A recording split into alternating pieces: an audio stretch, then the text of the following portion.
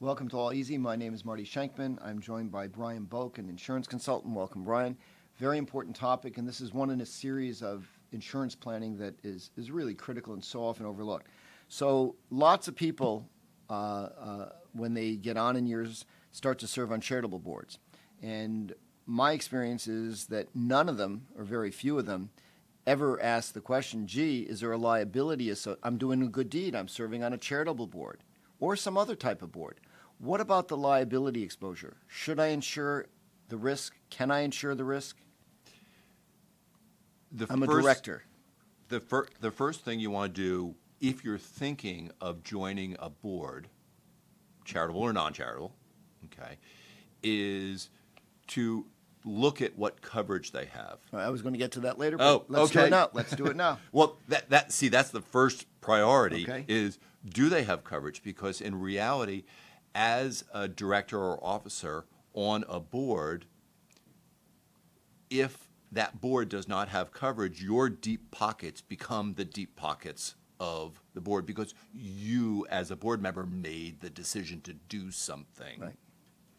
And what kind of questions would I want to ask a board? Let's assume just for now charity, but we'll talk briefly about non-charitable as well. If I'm, and most people accept these positions, it's an honor to be on this board and it's a good deed, I want to do it. But before you do your good deed, and I'm all for good deeds and helping charities, lots of great causes, you have to make sure you protect yourself. What kind of questions do I want to ask the board, the charitable organization, about their coverage before I join? You want to get a list of what policies they have. You want to make sure that they have directors and officers insurance. D&O, okay. You want to make sure that they have general liability if somebody gets injured at some event, okay. You want to think about cyber coverage. You want to think about crime. There's a variety of different pieces of coverage that are available for these types of policies. So after you bask in the glow of the honor of being asked to join, you have to ask some tough questions. And I've asked those questions for the boards that I've served on, and nobody gets offended. They usually have the answers because other smart people on the boards have asked the same question. If you're not getting an answer, or somebody's kind of hemming and hawing that's going to take a while, they got to figure it out, that's already a cause of concern. Because Right. these are not inappropriate questions, they're very appropriate questions. And that's only the first question. Hit me again. What else? Second question is you want to look at the knowledge and experience of the other board members.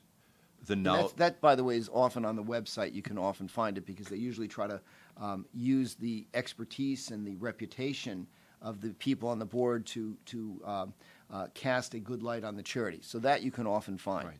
And then you also want to know the knowledge and experience of the advisors of that group, the lawyer. If there's money invested, the investment manager.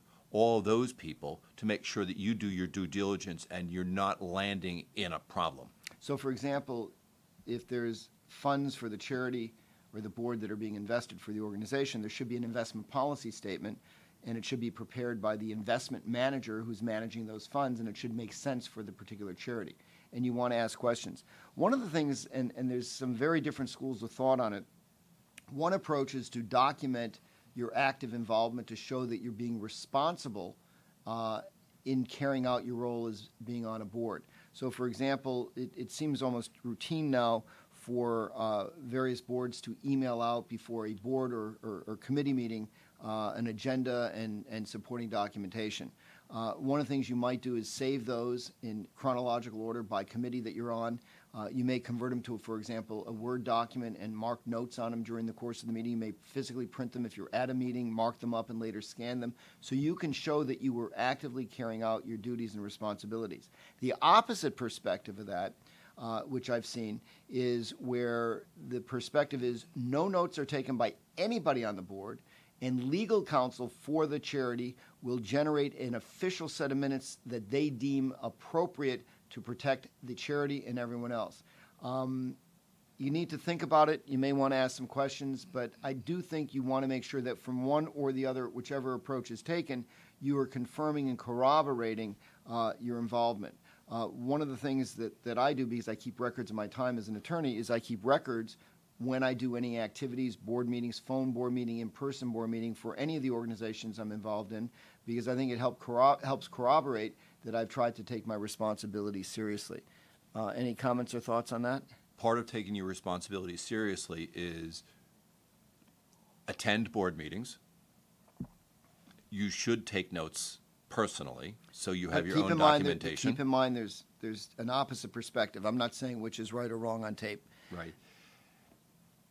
And if you are not at a board meeting, you may want to abstain from approving the minutes. Great point. Of a previous board meeting, particularly if you haven't had a chance to read them. And by the way, even more than that, it's if you were just put on, let's say, an audit committee and you weren't on the audit committee until now, don't vote, abstain, and make it in the record that you're not voting on approving the minutes from the prior, you weren't there. Right.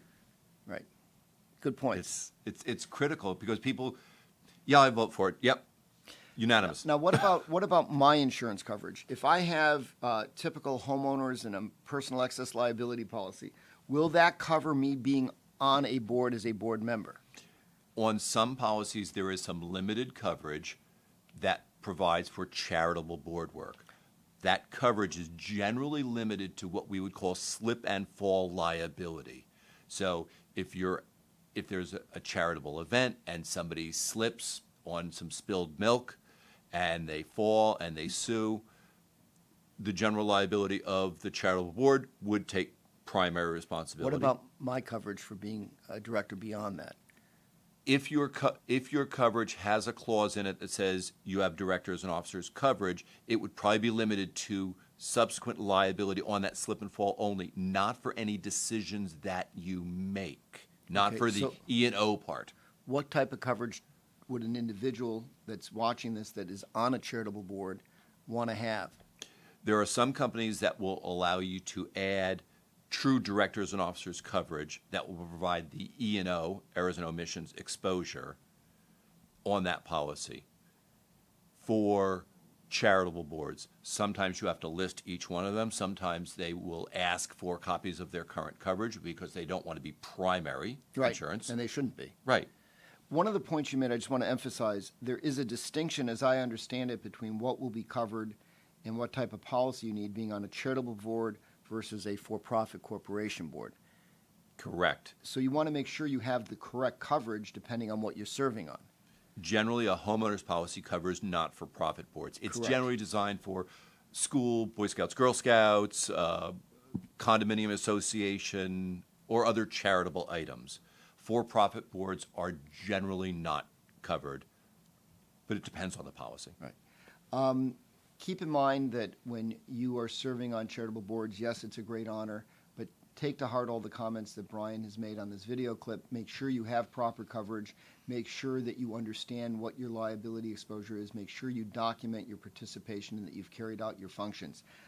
Please keep in mind that the video clips on this website are all for educational purposes only. Consult a professional advisor before taking any action. Thank you.